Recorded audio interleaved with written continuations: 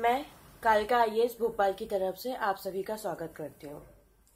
आज हम English chapter का स्टार्टिंग करने वाले हैं और इसके बारे में डीप से डीप इंफॉर्मेशन लेंगे।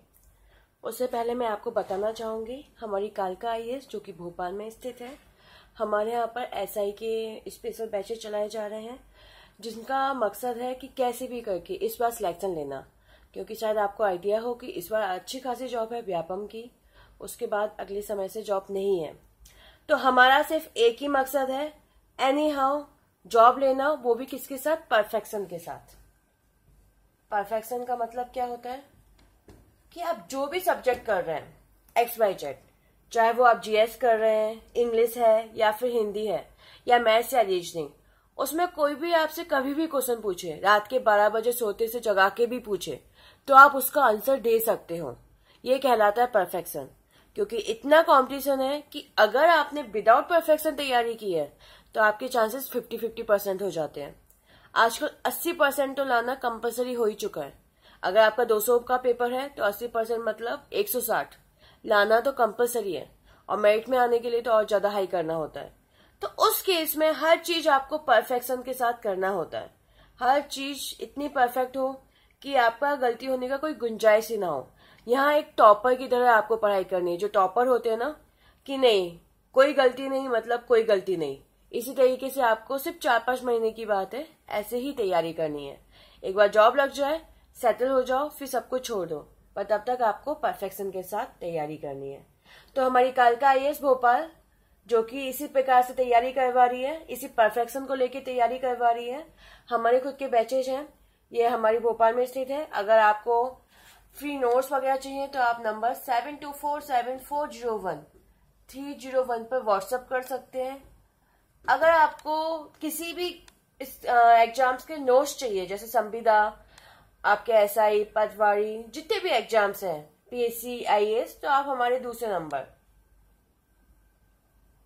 7400501501 पर कॉल करके पूछ सकते हैं।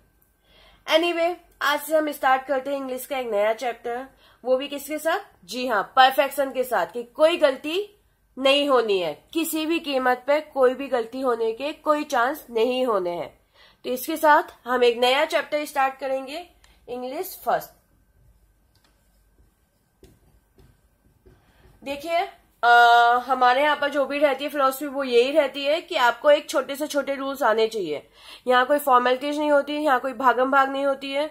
यहाँ पर सिर्फ और सिर्फ यही रहता है कि भैया तुम सिलेक्शन की तैयारी कर रहे हो, कोई कोर्स नहीं कर रहे हो, और कोर्स करने से तुम्हारा कोई भला नहीं होने वाला कि मैंने ऐसे का कोर्स किया हुआ इस कोचिंग से 3 महीने का, इससे तुम्हारा कोई सिलेक्शन नहीं होगा। व्यापम में ये नहीं देखा जाता है, व्यापम में चेक होती है तुम्हारी नॉलेज। अब नॉलेज के लिए तुम्हें सब कुछ करना होता है। तो यहाँ पढ़ाई का यही तरीका है कि एक एक चीज जो भी पढ़ाया जाता है, आपको यहाँ जो भी वीडियो अवेलेबल होंगे उसमें नॉलेज पे पूरा ध्यान है। उसकी नॉलेज की बराबरी इवन दूसरे वीडियो भी कहीं नहीं कर सकते जो यहाँ के वीडियो अवेलेबल होते हैं। तो अगर आप हमारे दूसरे वीडियो चाहते हैं तो आप सब्सक्राइब करना मत भूलिएगा। कालिका आईएएस भोपाल पे नीचे लाल बटन है, उसे जरूर सब्सक्राइब कीजिएगा और कमेंट्स और लाइक जरूर कीजिएगा। तो हम इंग्लिश फर्स्ट से स्टार्ट करते हैं। आज का फर्स्ट है इंग्लिश फर्स्ट। तो हम स्टार्ट करते हैं टेंस से। टेंस सबसे फर्स्ट प्राइमरी स्टेज टेंस। अगर हम टेंस के बारे में सोचेंगे तो आपको लगेगा कि ये तो सभी को आता है, इसमें कौन सी खास बात है। नहीं, हम टेंस में डीप से डीप इंफॉर्मेशन लेंगे। इसके भी बहुत सारे रूल्स होते हैं, इन्हीं रूल्स को कवर करके चलेंगे। तो टेंस, आपको पता है टेंस एग्जैक्टली 3 प्रकार के होते हैं। प्रेजेंट मतलब वर्तमान, पास्ट मतलब भूतकाल, और फ्यूचर मतलब भविष्य। जो भी हमारी 3 घटनाएं होती हैं उसी आधार पे हमारे टेंस होते हैं। प्रेजेंट मतलब वर्तमान में घटित होने वाली घटनाएं, पास्ट मतलब भूतकाल में घटित होने वाली घटनाएं, और फ्यूचर मतलब भविष्य में घटित होने वाली घटनाएं। तो हम सबसे पहले किसे कवर करेंगे? प्रेजेंट टेंस को। तो हम देखेंगे प्रेजेंट टेंस में क्या होता है और एग्जैक्टली इसके रूल्स क्या होते हैं प्रेजेंट टेंस के। ओके,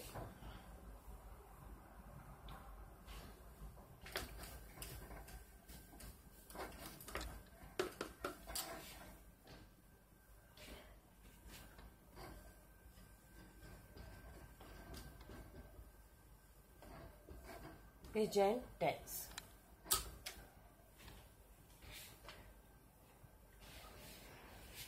ओके, आपको पता है कि प्रेजेंट टेंस में भी 4 प्रकार के होते हैं। सबसे पहले जो आता है वो आता है प्रेजेंट इंडेफिनिट।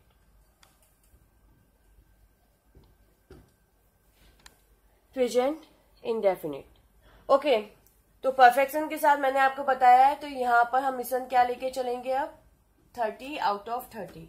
और जी हाँ, आप ला सकते हैं आराम से। इंग्लिश बहुत इजी होती है, लगती टफ है पर बहुत आसानी से हो सकती है। Present indefinite. प्रेजेंट मतलब वर्तमान, इंडेफिनिट मतलब घटित होना, डेफिनेट नहीं होना, इंडेफिनिट। तो वर्तमान में घटित होने वाली सारी की सारी घटनाएं, डेफिनेट जो भी घटनाएं होती हैं उन सभी को हम क्या बोलते हैं, प्रेजेंट इंडेफिनिट। वर्तमान में घटित होने वाली घटनाएं, डेफिनेट घटनाएं प्रेजेंट इंडेफिनिट में आती हैं। ओके, इसके बाद हम आगे चलते हैं। तो बेसिकली इनकी जो सहायिका होती है नॉर्मली, आपको पता है कि जो वाक्य होते हैं वो 3 प्रकार से होते हैं। एक तो साधारण वाक्य, अफर्मेटिव सेंटेंस, दूसरा नकारात्मक वाक्य, निगेटिव सेंटेंस, और तीसरा प्रश्नवाचक। चौथा आपका बोल सकते हैं निगेटिव प्लस इंट्रोगेटिव, नकारात्मक प्लस प्रश्नवाचक। तो हमारे जो वाक्य होते हैं वो बेसिकली 4 प्रकार के होते हैं। तो इन 4 प्रकार के वाक्यों के हिसाब से इसकी जो टेंस की सहायिका होती है वो अलग अलग होती है। तो आपको मैं एक बताना चाहूंगी कि हम सहायिका क्यों यूज करते हैं, हेल्पिंग वर्ब क्यों यूज करते हैं। वो इसलिए यूज करते हैं हेल्पिंग वर्ब को जिससे हमें टेंस के बारे में पता चल सके। क्योंकि जैसे आप अगर हिंदी में लेके चलेंगे तो हिंदी में भी तो हमारी हेल्पिंग वर्ब्स होती है। मैं सुबह डेली खाना खाती हूँ, मैं जाती हूँ, तो वहां पे ता ती ते लगा हुआ है, यहाँ पे दूसरी सहायिका होती है। तो हिंदी में जब ता ती ते लगा होता है वो सारे की सारे सेंटेंस किस में आते हैं, प्रेजेंट इंडेफिनिट में। इसी प्रकार इसकी भी अलग अलग सहायिका होती है, उन्हें हम देखेंगे। तो बेसिकली प्रेजेंट इंडेफिनिट की जो सहायिकाएं होती है, अगर हम साधारण वाक्य की बात करें तो सिंगुलर के साथ, सिंगुलर मतलब एक वचन, सिंगुलर के साथ वर्ब में जो मेन वर्ब होती है उसमें क्या लगता है, एस और ईएस, और इसके साथ वर्ब की कौन सी फॉर्म आती है, फर्स्ट फॉर्म। फॉर एग्जाम्पल, ही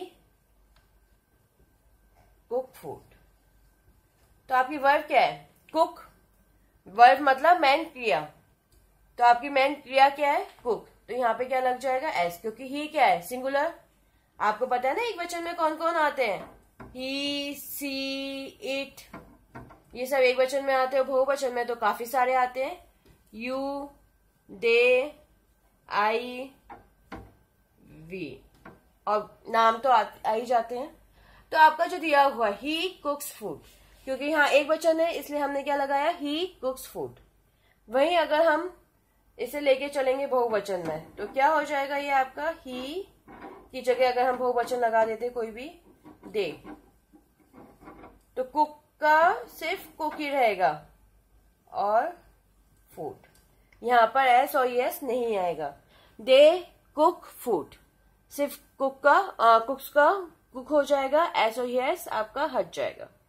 ठीक है, किन वाक्यों में, सिर्फ और सिर्फ साधारण वाक्यों में ये जो रूल्स अप्लाई होगा वो सिर्फ साधारण वाक्यों के लिए ही ये रूल्स अप्लाई होगा। होप सो आपको समझ में आया होगा। ठीक है, वैसे इतना ध्यान नहीं देना है हमें इस चीज में, क्योंकि मैं आपको बताऊंगी कि क्वेश्चन का लेवल क्या होता है। क्वेश्चन का लेवल थोड़ा हाई आता है, इतना लेवल नहीं आता है लो। ठीक है, ओके।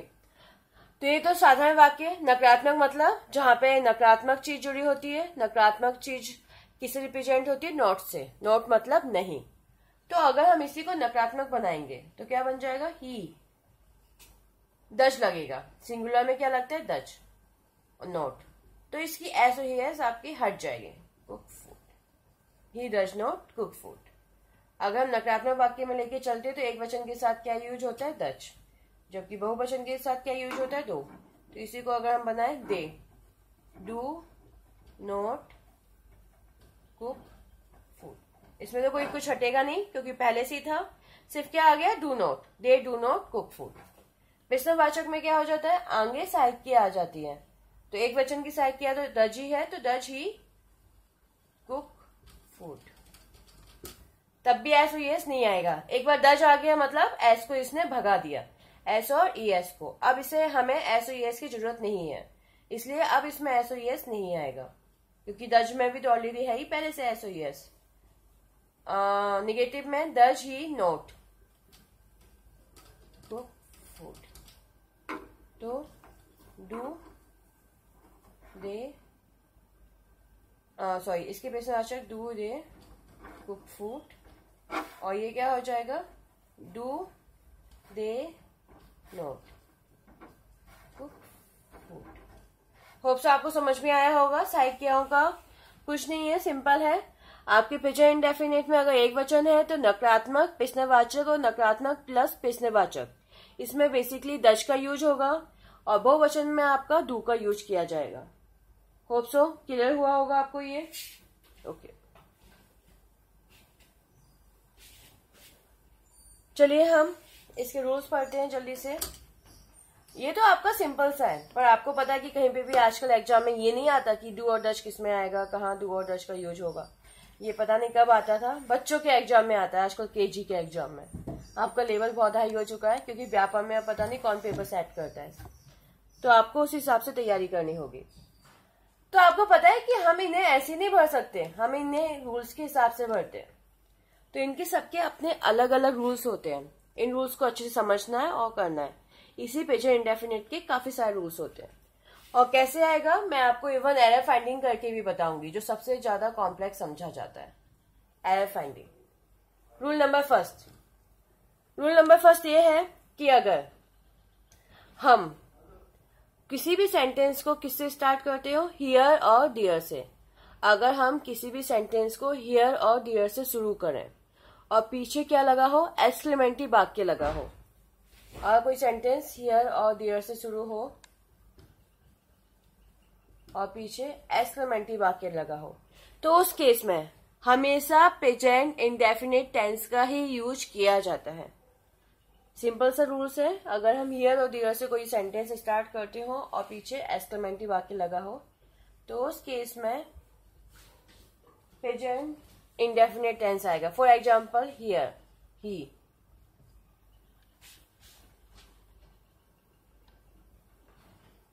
हियर ही,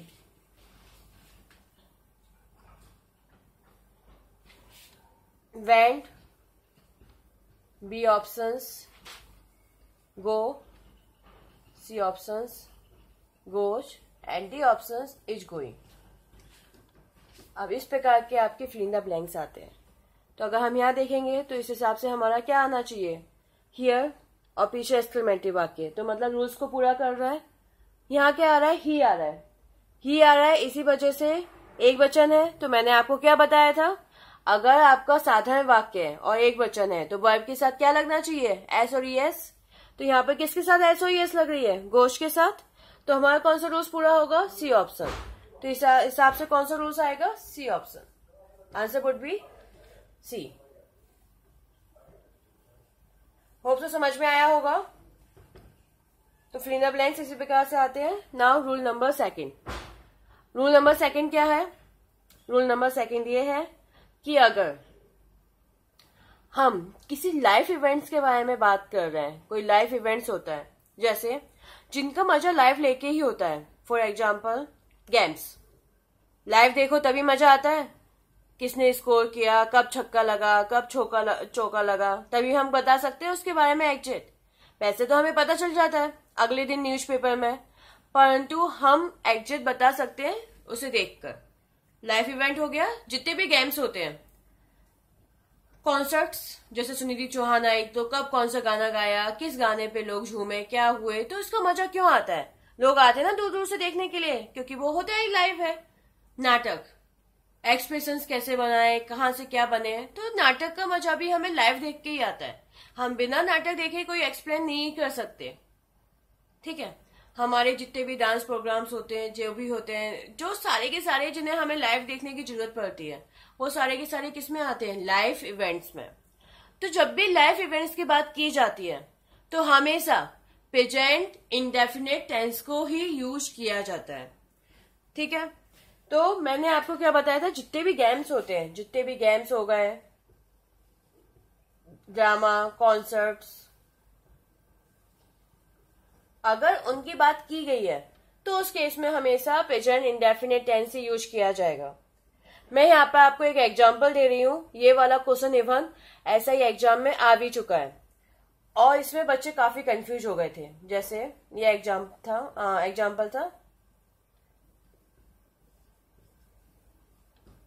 आप इवन चेक भी कर सकते हैं, प्रीवियस किसी पेपर में दिया होगा। अब ये आपका क्वेश्चन था, इसमें ऑप्शंस दिया था,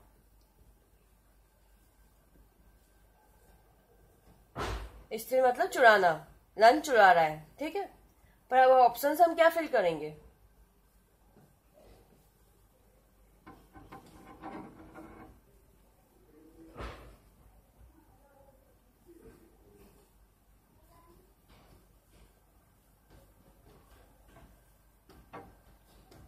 ये आपके ऑप्शंस दिए हुए हैं। तो इस हिसाब से आपको क्या लगना चाहिए? अगर हम मीनिंग के हिसाब से जाएं, जैसे कईयों की आदत क्या होती है, वो देखते हैं कि कौन सा ऑप्शन फिट हो रहा है सॉरी कौन सा ऑप्शन फिट हो रहा है। तो ये स्टीलिंग, सचिन रन चुरा रहा है, तो मीनिंग के हिसाब से तो हमें सही लग रहा है, हाँ सचिन रन चुरा रहा है। सेकंड ऑप्शन पास्ट का है, स्टोल, पास्ट इंडेफिनिट, सचिन ने रन चुराया था। तीसरा ऑप्शन सचिन रन चुराता है। चौथा ऑप्शन सचिन रन चुरा रहा था। तो अगर हम मीनिंग के हिसाब से जाए तो चारों सही हैं, जो सबकी आदत होती है कि मीनिंग को चेक करने की। परंतु अगर हम रूल्स के हिसाब से जाएं, क्योंकि ये किसकी बात हो रही है? गेम्स की।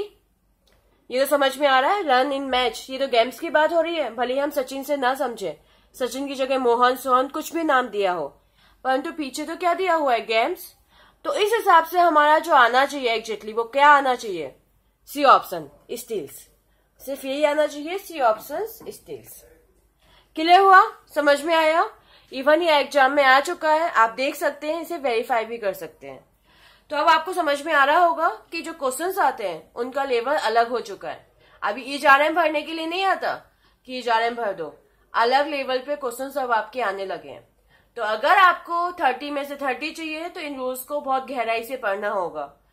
और दोस्तों ये अभी एंड नहीं है प्रेजेंट इंडेफिनिट का, इसके अभी काफी रूल्स बचे हुए हैं, परंतु लैक ऑफ टाइमिंग मुझे यहीं खत्म करना होगा। हम अगले वीडियो में आएंगे, फिर से इन्हीं रूल्स को कंटिन्यू करेंगे और इन्हीं रूल्स को अच्छे से समझेंगे। तो होप सो दोस्तों अगर आपको समझ में आया होगा तो लाइक और कमेंट्स करना मत भूलिएगा।